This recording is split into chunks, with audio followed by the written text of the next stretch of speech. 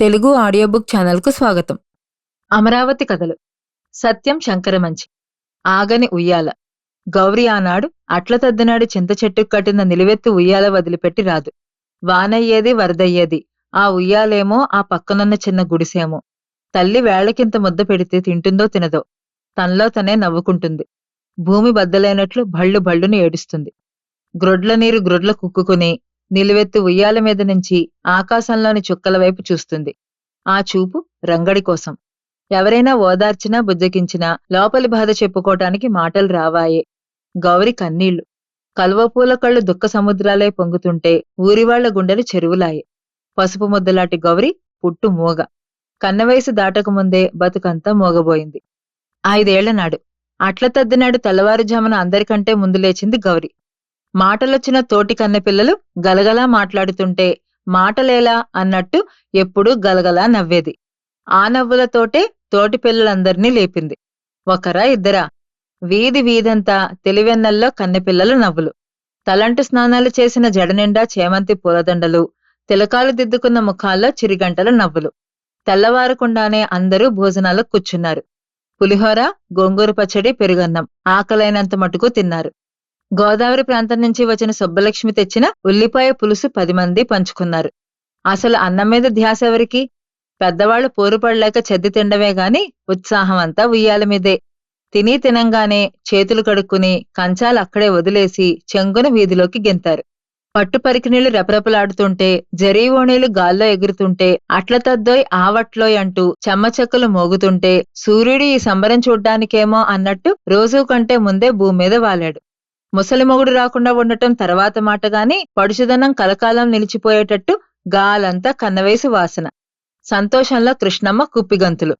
అల్లప్పుడు తెల్లవారుగా ఊళ్ళోని కన్నెపిల్లలంతా తోపులోకి తరలొచ్చారు. అంతెత్తు చింతకొమ్మలకి నిలువెత్తు మోకులతో ఉయ్యాల వేయించారు. ముందుగా గౌరే ఉయ్యాలెక్కింది. గౌరికి ఉయ్యాలూగడం గొప్ప సరదా.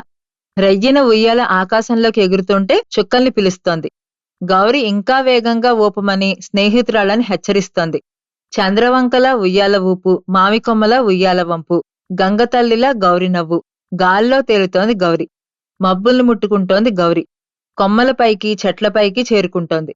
చెట్లు, నేస్తాలు, నేల అందరూ కళ్ళు పైకెత్తి గౌరినే చూస్తున్నారు. ఉన్నట్టుండి గౌరికి కళ్ళు బైర్లికమ్మాయి. చేయి పట్టువీడింది. అంతెత్తు ఉయ్యాల మీద నుంచి గౌరి దొర్లింది. జనం హాహాకారాలు చేశారు. ఎక్కడున్నాడో రంగడు బాణంలా దూసుకొచ్చి బంతిలా గౌరిని పట్టుకున్నాడు. గౌరి కళ్ళు తెరిచి చూస్తే రంగడు ఒళ్ళో ఉంది. రంగడు లేకపోతే గౌరి మనకు దక్కేది కాదనుకున్నారందరూ. కళ్ళు తెరిచి గౌరి రంగడు కళ్ళల్లోకి చూసింది. ఎందుకో సిగ్గై ఒళ్ళు పొలకెత్తింది. కళ్ళు వాలిపోగా ఎవరో చేయి అందించినా పవిట సర్దుకుని తనే రంగడి ఒళ్ళోంచి గెంతింది. ఆ తర్వాత నెల తిరగకుండానే రంగడే కబురంపాడు గౌరిని పెళ్లాడుతానని. అది మోగపిల్లరా అని ఎవరో అంటే, మోగదైతేనే ముద్దబంతి పువ్వు కదా అన్నాడు. నువ్వేమంటావో అని అన్నాంగాని అది బంతి పువ్వేమీ దేవపారిజాతం గదా అన్నారందరూ. ముహూర్తానికి ఊరంతా తమ ఇంట పెళ్లనుకునొచ్చి మనసారా దీవించారు.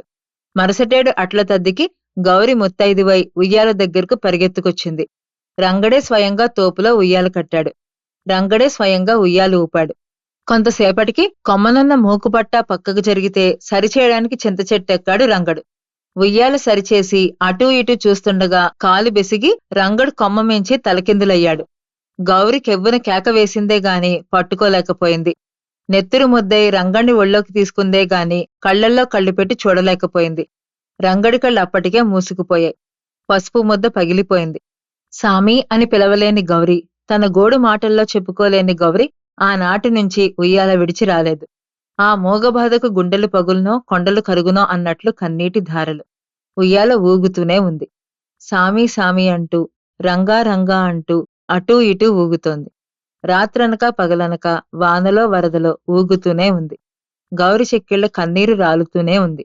మా ఛానల్ కనుక మీకు నచ్చినట్లయితే లైక్ చేయండి, షేర్ చేయండి, సబ్స్క్రైబ్ చేయండి.